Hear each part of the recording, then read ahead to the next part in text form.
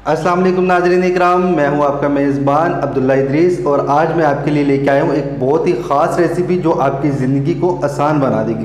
क्योंकि आज हम बनाने जा रहे हैं शामी कबाब, जो कि बहुत से लोगों को बनाना बहुत ही मुश्किल लगता है। इसलिए मैं आपके लिए लेके आया हूँ एक ख़ास रेसिपी और बहुत ही आसान रेसिपी, जिससे आप लोगों के शामी कबाब बहुत ही ज़बरदस्त और रेशेदार बनेंगे।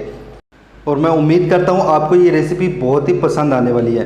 तो नाज़रीन इकराम, इस ईद पे ये कबाब बनाकर इसे फ्रीज़ कर लीजिएगा और जैसे ही मेहमान आप लोगों के घर पे आए तो मेहमानों को झटपट ये फ्राई करके उनके आगे रख दीजिएगा और ढेर सारी तारीफ़ें बटोर लीजिएगा। तो वीडियो शुरू करने से पहले आप सबसे मेरी रिक्वेस्ट है कि अगर आपको मेरी वीडियोस अच्छी लगती हैं तो इसे लाइक, शेयर और आपके अपने चैनल लाहौरी जायके को सब्सक्राइब करना बिल्कुल भी मत भूलिएगा।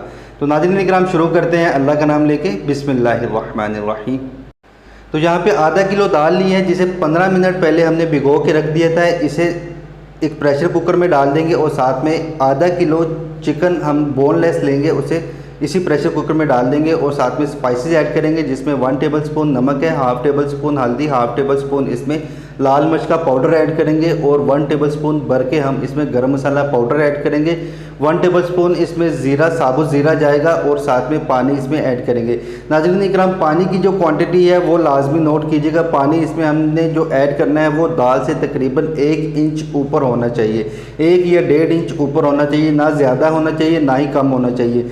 अगर ज़्यादा होगा तो वो दाल आपकी बहुत ज़्यादा नरम हो जाएगी, अगर कम होगा तो दाल आपकी खड़ी रह जाएगी। तो यहाँ पे हम लोग प्रेशर को बंद कर दिया और प्रेशर की सीटी ऑन होने का इंतज़ार करेंगे।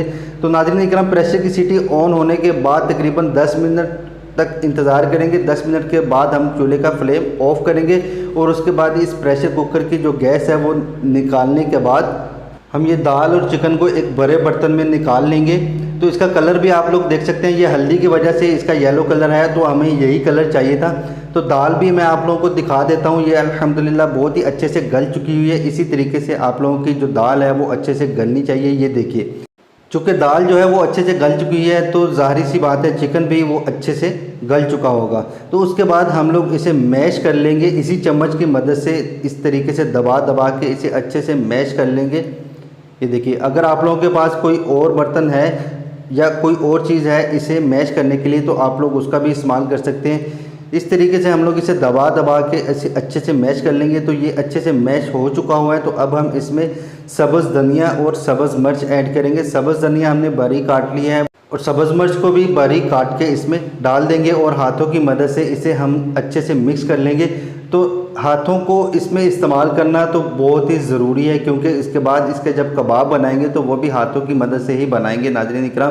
तो इस तरीके से ये देखिए अल्हम्दुलिल्लाह अच्छे से मिक्स हो चुका हुआ है। तो अब हम इसके कबाब बनाएंगे। तो कबाब बनाने का जो तरीक़ाकार है वो ये है कि इसे अच्छे से दबा दबा के इसके कबाब बनाने हैं। अगर हम लोग सॉफ्ट हाथों से इसके कबाब बनाएंगे तो उसमें दरार सी आ जाएगी, जो कि फ्राई करते वक्त बहुत ही तंग करेगी और कबाब जो है वो फटना शुरू हो जाएंगे। तो ये देखिए, इस तरीके से इसमें किसी किस्म की कोई दरार नहीं होनी चाहिए।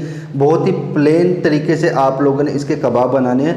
तो नाज़रीन इकराम, जितनी ज़रूरत है उतने आप लोग शामी कबाब फ्राई कर लीजिए। बाकी का जो अमेज़ा है उसे आप लोग फ्रीज़ करके रख लीजिए। जैसे ही कोई मेहमान आप लोगों के घर पे आएँ या आप लोगों का अपना घर पे दिल करे खाने का, शामी कबाब बना के खाने का, तो आप लोग उसे निकाल के उसके कबाब बना के उसे फ्राई कर लीजिएगा और उसे एंजॉय कीजिएगा। तो हम लोग इसे तवे पे फ्राई कर रहे हैं, तवे पे थोड़ा सा कुकिंग ऑयल डाल के तो इसे फ्राई कर रहे हैं। आप लोग चाहें तो इसे कढ़ाई में भी फ्राई कर सकते हैं, डीप फ्राई कर सकते हैं। तवे में फ्राई करने का ये फ़ायदा है कि तवे में आप लोगों का जो ऑयल है वो कम लगता है और कढ़ाई में जो ऑयल है वो आप लोगों का ज़्यादा लगता है, तो वो ये बहुत ज़्यादा ऑयली हो जाते हैं। अगर आप लोगों ने ज़्यादा ऑयली नहीं बनाने तो इसे तवे पे ही फ्राई कीजिएगा।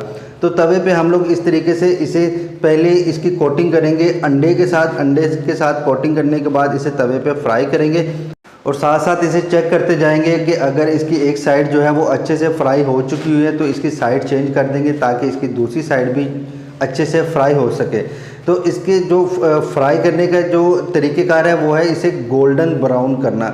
बहुत ही प्यारा कलर आता है। ज़्यादा डार्क ब्राउन आप लोग ना कीजिएगा या ज़्यादा लाइट ब्राउन भी इसे ना कीजिएगा। इसे गोल्डन ब्राउन आप लोग करके सर्व कीजिएगा। इंशाल्लाह इसका कलर भी बहुत ज़बरदस्त आएगा और इसका टेस्ट जो है वो तो माशाल्लाह बहुत ही ज़बरदस्त होगा।